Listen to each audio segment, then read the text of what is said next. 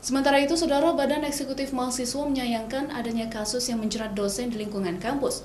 BEM USK ini berharap bisa diselesaikan di tingkat internal kampus. Namun sebagai mahasiswa, pihaknya tetap menghormati proses hukum yang sudah berjalan selama ini. Badan Eksekutif Mahasiswa Universitas Syekh Kuala Banda Aceh dalam kapasitasnya sebagai mahasiswa USK menyayangkan adanya kasus dosen yang dijerat dengan menggunakan UU ITE, di mana Saiful Mahdi, dosen USK yang dilaporkan karena dituduh melakukan pencemaran nama baik setelah mengkritisi proses penerimaan tes calon pegawai negeri sipil untuk dosen di Fakultas Teknik USK pada tahun 2019 lalu melalui WhatsApp Group.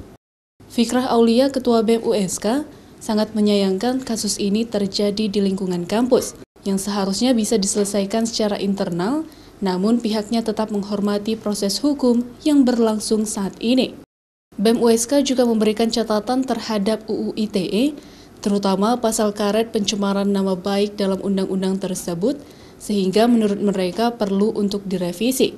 Saiful Mahdi sendiri divonis melanggar UU ITE pasal 27 ayat 3. Menurut kami, menurut pandangan kami, alangkah sedikit tidak bijaksana atau tidak sedikit elok apabila para akademisi, apa yang dilakukan akademisi hari ini.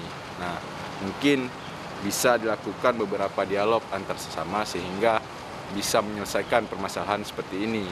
Nah, namun dari hal itu semua yang perlu digarisbawahi kami melihat adalah UU ITE yang masih sangat mudah untuk melar atau bisa dikatakan bersifat karet.